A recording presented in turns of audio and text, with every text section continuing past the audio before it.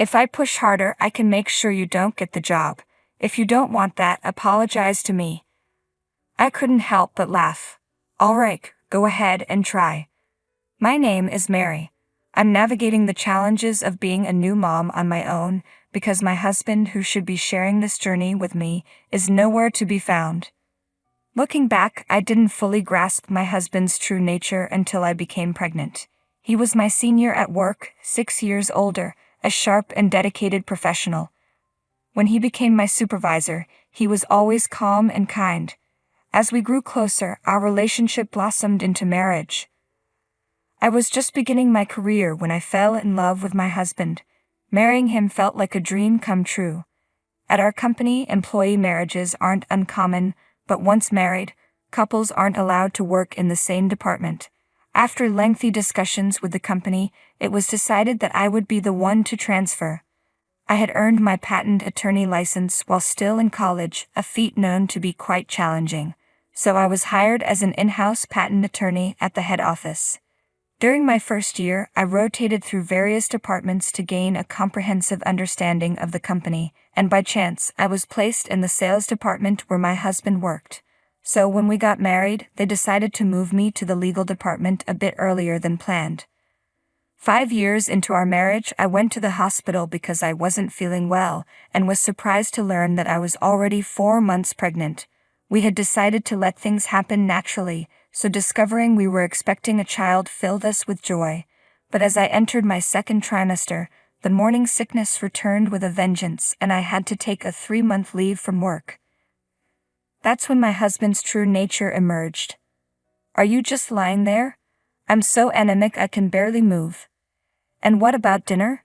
You're seriously asking me that right now?" When I was working, we used to share the household chores equally, but the moment I took leave, he left all the responsibilities on my shoulders. "You're home all day, but you don't do any chores. Can you please stop? You're making me feel even worse." "Hold on. That's a mental issue, not anemia. You're just using your pregnancy as an excuse to be lazy." My husband cranks up the volume on the TV, ignoring me as I lie in bed. Then he deliberately leaves the door open so the loud noise floods the room where I'm trying to rest. "Please close the door," I plead. I know he can hear me, but he acts like I'm not even there. This was when I discovered a whole new side of him. He would sit in front of the TV, constantly criticizing the women on screen. "How did she get on TV? She's so ugly. Wow, she's really fat. He's got some nerve." He never stopped complaining about the shows, droning on and on. "Is that really how you're supposed to enjoy TV? Sure, you can think whatever you want, but why open the door to the room where I'm trying to sleep?" Just wish he'd stop with the constant complaints. "Please, close the door," I asked. But my husband ignored me. The TV blared on, and he kept talking back to it, things I didn't want to hear. I couldn't stand it any longer, so I got up, closed the door myself, and went back to bed, but he quickly opened it again. "Hey! Why did you open the door?" I snapped. He didn't respond and kept watching TV. Unable to tolerate it any longer, I decided to call my parents. My mother agreed to have me come home to rest and recover. The environment at my parents' house felt like a true sanctuary. They provided me with 3 nutritious meals a day, and the calm demeanor of my mother, father, and 2 younger sisters created a peaceful atmosphere. My sisters were the first to rush home from school to check on me, always asking how I was doing. Gradually my health improved and I was able to join the family for meals in the dining room. "Lunch is ready," my mother announced. "Thank you. May I turn on the TV?" I asked. "Of course," she replied. As I ate lunch with my mother, we watched TV together, and she laughed heartily at the comedian on screen. "This comedian is hilarious. Once the baby is born and things settle down, let's visit that shopping arcade," she said. Seeing her so relaxed and joyful brought tears to my eyes. My mother noticed and was startled when she saw me wiping my nose. "What's wrong? Are you feeling unwell?" she asked, concerned. "No, I'm fine," I replied. "Then what's the matter?" I'm not happy living with Nico, I admitted. Oh. Why is that? I confided in my mother about everything that had been happening. She listened intently and accepted my feelings without judgment. So he really does that on purpose. He opens the door to your room, even though it's loud, and then when you close it he just opens it again. And he's constantly complaining about the TV. I can't believe it, she said with a mix of surprise and concern. I used to laugh along with him when we watched TV together. That's the problem. You're right. With the baby on the way, I can't imagine him behaving like this around the child. Well, I think you need to have a serious talk with him. I don't want to see him anymore, I said firmly. Mary, you're going to be a mother now. You can't just cut him out of your life like that.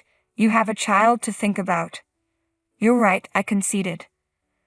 For the sake of my child, I decided I needed to have a serious conversation with my husband. Feeling much better, I took a 2-month leave of absence and returned to work. I went back to the house where I had lived with my husband. The rest of the house was immaculate and well maintained. He seemed to be managing well on his own, but the smell in the air was unpleasant. I wondered if it was just my heightened sense of smell during pregnancy. When I opened the door to my room, I was shocked. It was in a terrible state, almost like a dump. The smell was coming from this mess. It looked as though he had been eating in there. Unwashed dishes and garbage were strewn across the floor. Just then my husband came home. What, you're back? He asked, surprised. What's going on here? I demanded, looking at the state of my room. What do you mean, what's going on? He replied, feigning ignorance. My room. It's a complete mess. What happened? It's a consequence for neglecting your chores, not taking care of me, and running back to your parents. And you've gained weight. Don't get any heavier or I'll divorce you.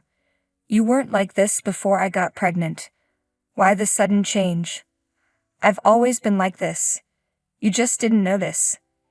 If you don't take care of me, pretend to be sick or go back to your parents, I'll make things worse for you. What about the child? I asked. Huh, he responded, confused. If we prioritize our child, then you should start taking better care of yourself. That's how it's supposed to be when the child is still small. You're being ridiculous. I come first.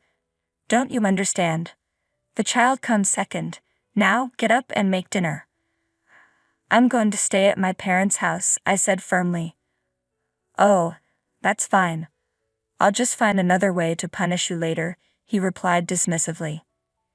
In the end, we couldn't resolve anything, and I decided it was time to divorce my husband. I returned to my parents' house to talk things over with them. Didn't expect things to get this bad, I said. What can I say? He's a twisted piece of work, my mother replied. He's a complete scumbag, my father added. No, he's a real scumbag, my mother corrected. What are you all talking about? I asked, a bit bewildered. My family's support brought me comfort.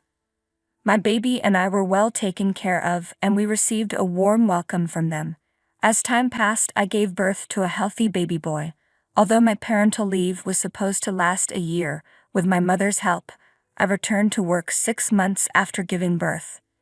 Everything I do is for the sake of my son. I'm determined to work hard and provide for him. On my day off, I went to my husband's house to finalize the divorce. When he saw me, he smirked and waved the divorce papers in front of me. I'm divorcing you, a fat wife like you. Here are the papers, he taunted. Oh, I'm glad you're so prompt. You can just sign them now, I said.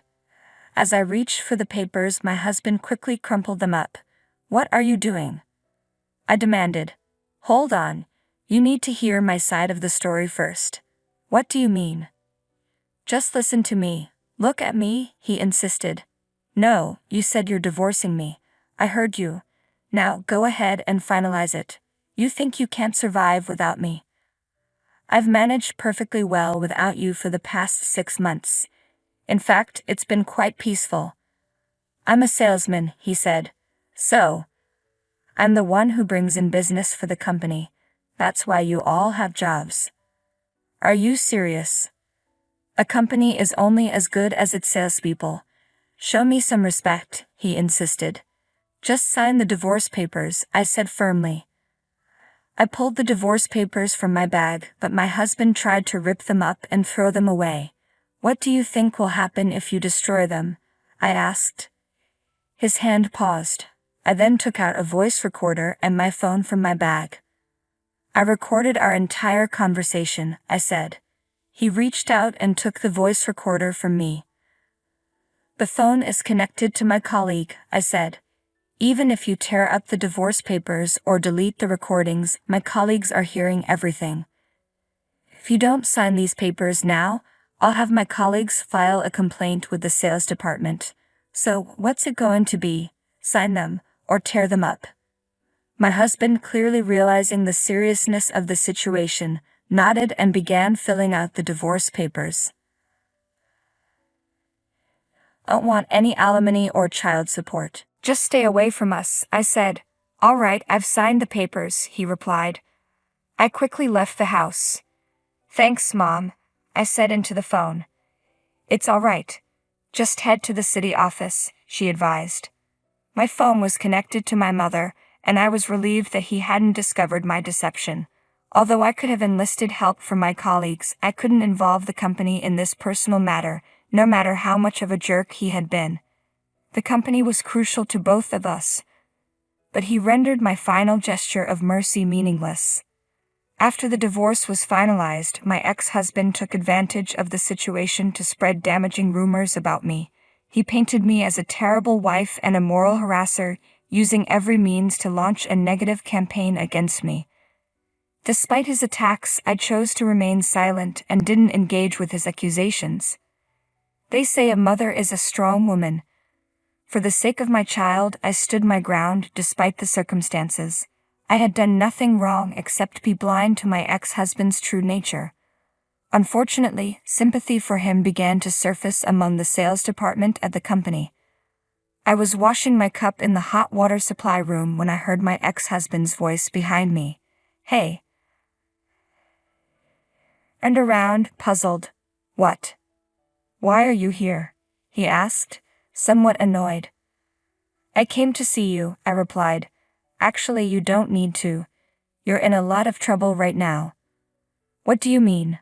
You're the one everyone's talking about. You're the bad guy now. I don't understand what you're saying. Just don't act so tough. You're the talk of the company.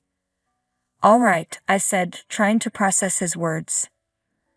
My ex-husband probably thought I was feeling defeated, but I wasn't about to let him off the hook. I have work to do, so I'll be going now, I said, turning to leave. As I tried to exit the hot water supply room, my ex stepped into my path. That's what happens when you cross me, he said, his tone menacing. What exactly are you implying? I asked, not backing down. His irritation grew as he realized I wasn't reacting the way he expected. That's why you're getting a bad reputation around the company. And? You're in trouble, aren't you? No, not at all, I replied calmly. If I use my influence, I could even prevent you from getting a job. Apologize to me if you don't want that to happen, he threatened. Couldn't help but laugh. Go ahead, I said, unbothered. Do you even know what I do? Only people in the development department would have that knowledge. I'm a patent attorney. How could a sales manager like you possibly interfere with my work? Our fields are completely unrelated. Are you suggesting you can influence a patent decision by talking to me? You'll never get anywhere with that approach. If you're applying for a patent, make sure you don't deal with me. Enraged, my ex-husband snatched my cup from my hand and raised it, ready to strike. I braced myself, quickly closing my eyes. That's enough. An unfamiliar voice interrupted. When I opened my eyes, I saw the general sales manager and the general manager restraining my ex-husband. I initially thought it was just a lover's spat, but this is quite unexpected, the general manager said. My ex-husband looked shocked at their sudden appearance. I'm sorry about the disturbance, the general sales manager said to me. Are you hurt? No. I'm fine, I replied. You were speaking so loudly that we could hear you all the way in the conference room, the general manager added. My ex-husband, stunned by the general manager's intervention, remained frozen in place. The general manager then escorted him away, and that was the last time I saw him, as he resigned shortly after. Adjacent to the hot water supply room where the confrontation took place was a conference room. This room hosted regular meetings attended by the general manager, the sales manager, the deputy general manager of the legal department, and department heads, along with top salespeople. During the meeting, my ex-husband's angry outburst was clearly audible. His public outburst and abusive behavior exposed his true nature. He had previously portrayed me as a moral harasser and a terrible wife, but the tables turned and he was revealed as a violent and power-hungry individual. His inability to handle the situation and the mercy I had shown him were ultimately destroyed by his own actions. In the end, he got exactly what he deserved. I no longer know what became of my ex-husband, nor do I care. I'm simply relieved to have him out of my life. Truth has a way of revealing itself eventually, and with him gone, the source of my stress has vanished. Now I'm determined to focus on my work and strive to be a mother my son can be proud of. Reflecting on it, I wonder what my ex-husband's true intentions were. It all seems so meaningless in hindsight. Nevertheless, I'm grateful that Mary is thriving.